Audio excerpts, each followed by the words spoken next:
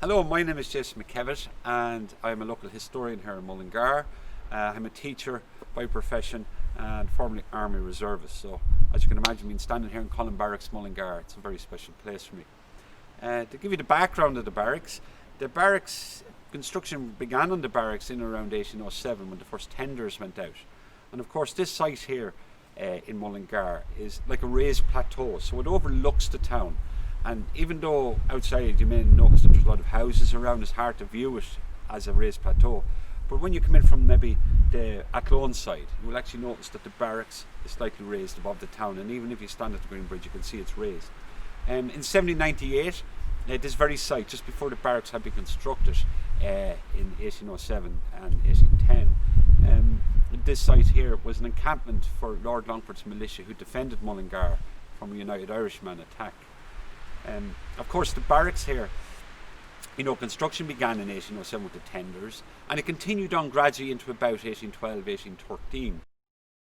Again, we go through several epochs of the barracks, but time doesn't allow me to continue on for too long. But what we will look at as well, we look at the handover of the barracks in 1920, and it was in 1922. And this barracks was handed over three times. There was 3 evacuations of this barracks. So first, the last British regiment here were the East Yorks in January 1922 when they pulled out. The Sussex regiment came in and sort of cleared up the place to get it ready and tidy around. And then of course there was a break in the old IRA. So one heart became the pro-treaty IRA and the other side became the anti-treaty IRA. Of course the pro-treaty IRA are what we now call the Irish Defence Forces Uglig na hÉireann. And of course the anti-treaty IRA at that time decided that they weren't happy with the treaty. They weren't going to accept this treaty. So what we saw was these 2 different elements of the army, of the Uglig na hÉireann, were taking over areas to garrison, to get their support, to challenge each other. And of course Mullingar here, we had a term that historians know as the Mullingar crisis, when in February 1922, we actually had the arrival of anti-treaty forces here into the barracks. And this young captain, Todd Andrews, took over the barracks, claiming to be from the provisional government when in essence he was from the anti-treaty side. The British duly handed over and the barracks is now in Irish hands. However, the Free State forces on hearing this decided that he needed to move out of there. The anti-treaty side weren't here that long, however, because then the RIC arrived in the barracks to disband many of the Special Reserve and Auxiliary Division and of course regular RIC. And this young army captain then from the anti-treaty side then mobilised back down to town. And who was this Todd Andrews? Only the grandfather of Ryan Turbiddy. We continue on then, we go through the emergency, we go to the Congo, where many of the soldiers here from the barracks served out in the Congo, and especially Jadotville. And we saw the movie there with Jeremy Durnan about that experience there last year, and the Battle of the Tunnel. We then bring it forward into 1976, and because of the building over here, the Cookhouse, we saw President of Ireland resigned due to comments made by the Minister of Defence, Paddy Donegan, in 1976. We move forward again, we see more of the Irish soldiers here based in the barracks, going out to Iraq, going out to Iran indeed, and even Lebanon, Cyprus and other locations around the world with United Nations peacekeeping and indeed peace enforcing. And so a last bit of history here, and we won't go into too much detail, is one of the last letters written by Michael Greeley, just before he was executed here in the barracks at 8 o'clock in the morning on the 13th of March 1923. And we listen to his letter. Mullingar Army Barracks, 2:30 in the morning, the 13th of March 1923. My dear Miss O'Brien, I know you will be surprised to hear of a capture at Oldcastle and charge of taking part in raids on banks.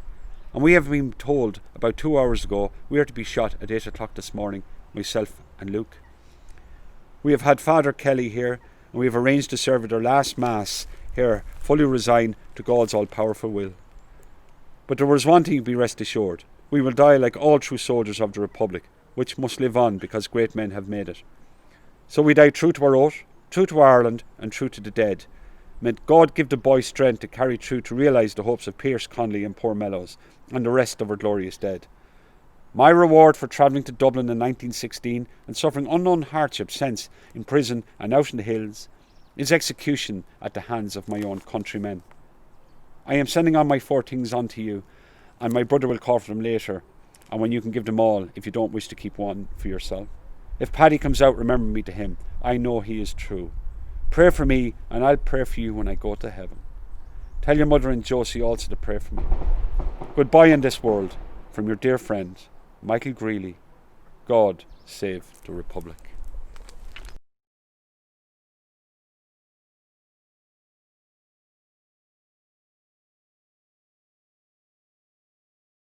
So there you've heard a brief summary of the history of Columb Barracks here in Mullingar.